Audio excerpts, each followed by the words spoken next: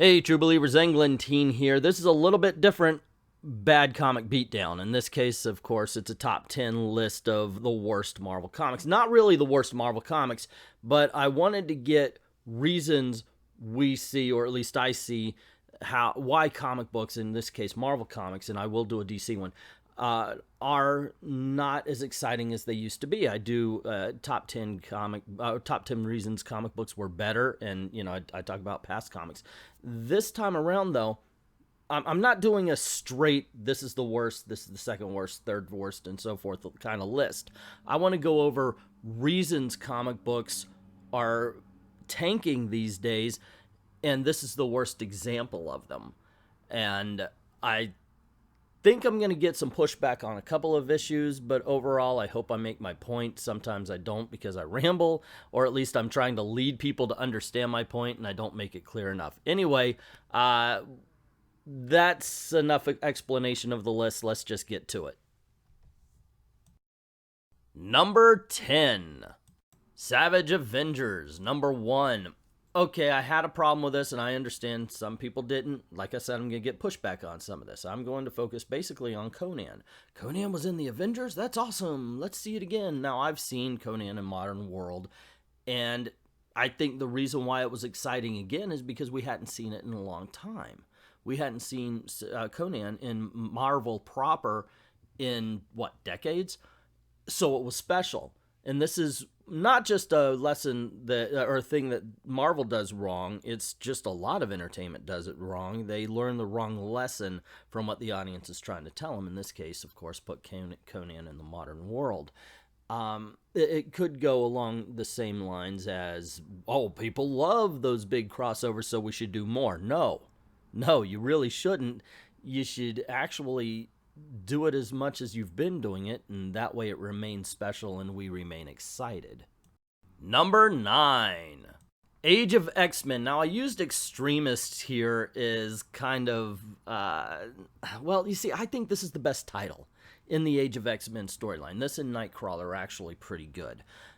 But the problem with it is that the only reason we like these characters are because it's in a big storyline rather than the smaller stories where we are getting the superheroics and we are learning the characters.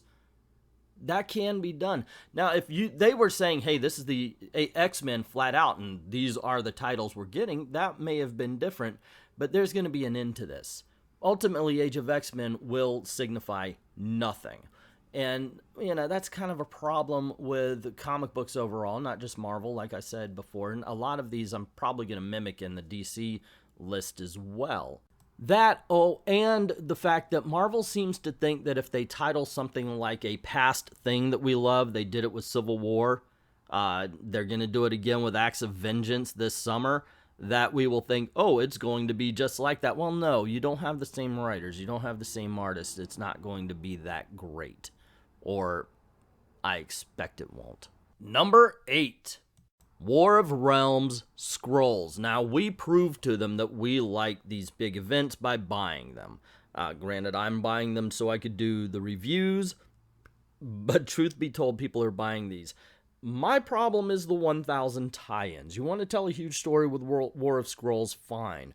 But we don't need every character in the Marvel Universe involved in it. In this case, you've got a story about Daredevil, the Warriors 3, and the Daredevil story is the best. But the art in most of this, look at the art on this page, is horrible. The quality is just not there. They care more about putting the War of Realms name onto it and trying to sell a comic than they do about any bit of quality to any story, to the art. The art here is good, and this is the only thing that has in that book that is actually worth the damn, except for, like I said, the writing on the Daredevil story. Number 7, The Black Panther. Okay, slave ship in space turned into revolution in space. It's a loss of character trying to tell a story that could be told on Earth. Leprechaun went to space. Hellraiser went to space. Jason went to... Okay, I kind of like the Jason X, but that's because it went over the top stupid. And this book has just ended up being stupid. I'm sorry, Ta-Nehisi Coates really wasn't a great fit for Black Panther in the beginning, in my opinion.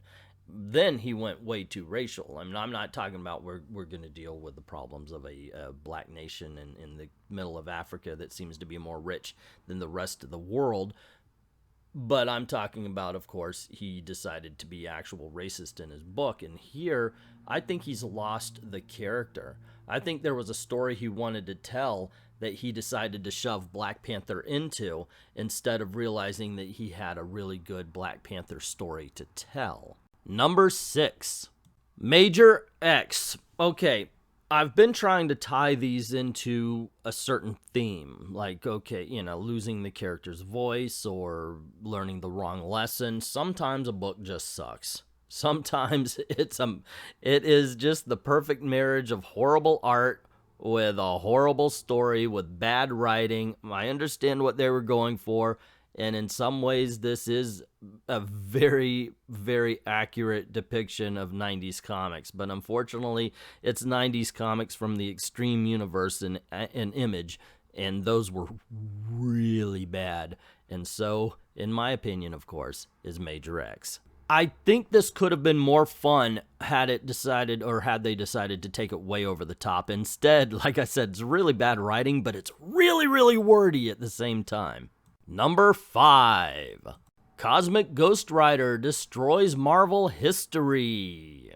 Okay, you remember that really cool Thanos series where we had we met the Cosmic Ghost Rider? Everybody loved it. We should do a miniseries. All right, we'll call it Cosmic Ghost Rider, and we'll have Thanos being carried around all throughout time by Cosmic Ghost Rider as he's trying to show him cool things. Oh, hey, you remember how everybody loved seeing Cosmic Ghost Rider go back in time and interact with things that happened in the past of Marvel? Let's do an entire series of that, except for let's have really bad art. Let's play on people's nostalgia. Let's really not work on any kind of real story to it, and we're just going to show that Cosmic Ghost Rider's been around, and people will go, ooh, wow, haha, isn't that cool? Unfortunately, no, it really isn't, and in fact, it kind of ended up really lame, didn't it? I mean, and the art, my God, is the art in this story bad. This book just sucks. Number 4, Avengers: Edge of Infinity. Okay, so yes, I just did Cosmic Ghost Rider. That was to learn the wrong lesson.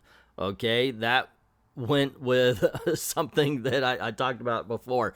This, on the other hand, we're going to talk about the cash grab. This book was not very good. The art is better than the Cosmic Ghost Rider, but the story is horrendous, and the art really isn't all that great in this as well. But this was put out to just grab onto the whole, to the excitement of Endgame coming out, and it didn't work. Once again, they're just trying to grab your money without caring about the quality, and the problem is, if they see books like this, if the casual audience sees books like this way too often, they're just going to realize comic books aren't worth it anymore. This, we have the Avengers trying to save a moon base, and it just goes wrong, and the story, the art, everything is bad, and it just seems like it was just half-assed. Number 3. Speaking of misguided half-assed cash grabs, Star Wars Galaxy's Edge, ladies and gentlemen. Let me pause for a commercial. I just started actually it's been about a year. I do a Disney channel. It's called the Homegrown Tourist, where I go around Disney, film things. I talk about Disney stuff. It's a lot of fun. So yes, I can do my own commercials as well. And that's all this is. It's a commercial for Galaxy's Edge. Unfortunately, it's done with piss poor art. The story is all over the place to the point of incomprehension. And in the end, it's just one wordy, ugly piece of material.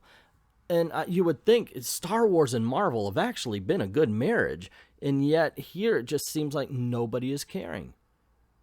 Definitely not the editors. Somebody's falling asleep at the wheel, and readers are suffering for it because they're losing their money on crap like this.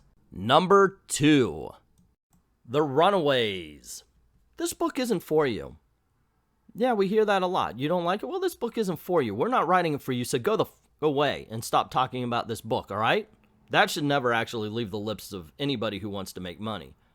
Even with this, you're saying, well, we want to talk about the human condition. We want to bring up situations that everybody is in. We're not really for the superheroics. We want to talk about just life. That's fine, but you don't do it with the Runaways. The Runaways actually doesn't work with older characters like this guy, who is now buying tampons for an underage girl that he is not related to, who is in fact a runaway. See, he's not anymore if he's an adult.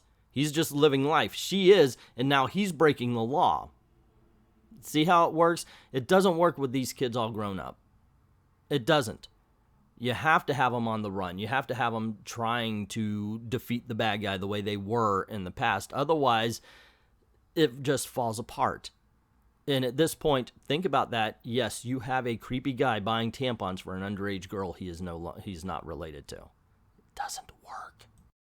And the #1 comic book proving that Marvel comic books are not as good as they used to be is Thor. And yes, I know I'm getting pushed back on this one as well, but hear me out. I've talked about a little bit with the Black Panther. I've definitely talked about it just a little bit ago with the Runaways. But we're not reading a book about Thor. We haven't been reading a book about Thor probably for nearly a decade. At least 5 years maybe. Thor's gone. Thor is not present in this issue. There's a person that they draw and they say, well, that's Thor. He's the guy without the arm. But has he really been the hero that we've been reading about?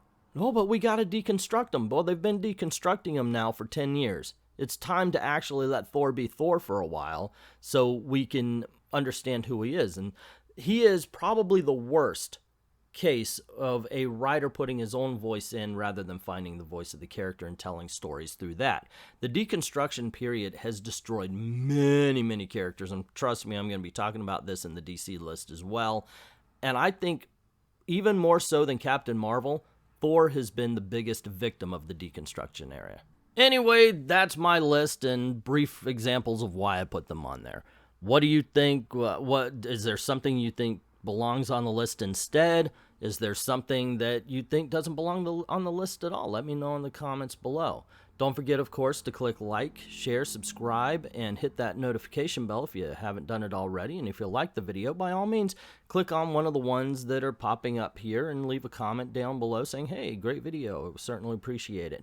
Also, don't forget to go on over to Ko-Fi or to Patreon. Drop $1 in the till to help out the channel. And we do also have an Amazon store, so go through there. Maybe you'll find something cool to buy, and you get something, and you help out the channel as well. Thank everybody who's already done that, and to everyone, all of the true believers, thank you very, very much for watching.